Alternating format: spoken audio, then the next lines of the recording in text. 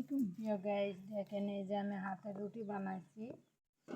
মানুষ হাতের রুটি বানাই হলো বেলনে আটা দিয়ে বইলি, তারপরে গান হলো ফুলাই দেয়। আর আমি এই দেখেন আটাকে কীভাবে সরাসরি ফিরিতে পাইরি ছাইনি কীভাবে রুটি বানাইছি। দেখেন এই রুটি খাইতে এত সুন্দর টেস্ট হবে।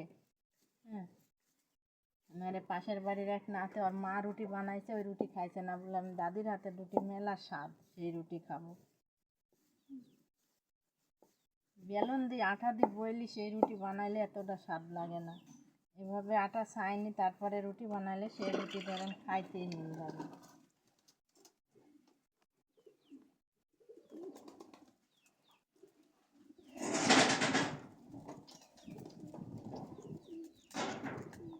রুটিকে হাতেই বানা সাইড দিব আমি। তোমার থেকে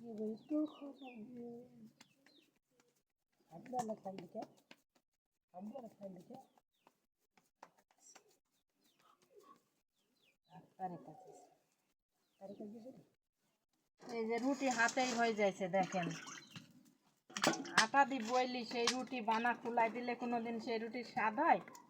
এই যে হাতের রুটি বানাইছি, আমি হাতেই বানাবো। আপনার হাতের রুটি বলে খুব স্বাদ। এই যে আমাদের রিঙ্কি খাতন হেলে আর মায়ের হাতের রুটি খাইলই না, বলে আমি দাদির হাতের রুটি খাবো। হ্যাঁ বললো হাতের রুটি খুব স্বাদ, জহুরাকে বললো একটা জহুরা একটা রিঙ্কি কেটা দিয়েন, হাতের খুব স্বাদ বললো। যাকে হাতের রুটিটা একটু দিয়ে আসেন দয়া করি, একটা রুটি বানা খাটতে আসে যখন দাদুর হাতের।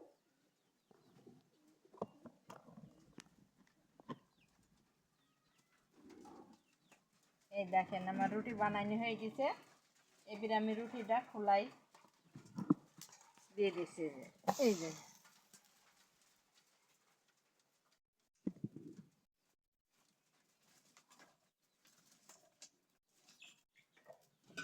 রুটি কোনোদিন আটা দিয়ে বইলি খোলাই দিলে সেই রুটির কোনোদিন স্বাদ হয়? কিন্তু এইভাবে হাতে বইলি হাতের রুটি বানাইতে হবে। হাতের রুটি কি জানে নাম হয়েছে, হাতের রুটি যদি বেলনে এলে বলতে হয়। হাতের রুটি বানাইতে হবে হাতে, তেমন তো রুটির স্বাদ হবে। নাহলে তো বলার রুটি নাম হইতো, হাতের রুটির নাম আবার কি জন্য হইলো?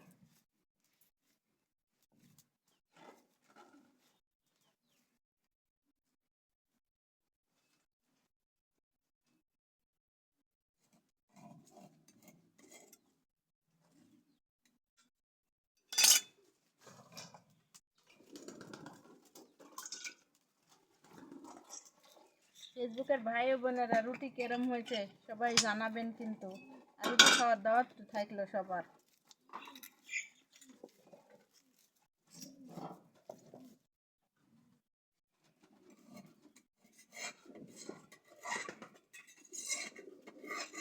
এই যে রুটি হয়ে গেছে, আমি এই রুটিটা উল্টা দিব।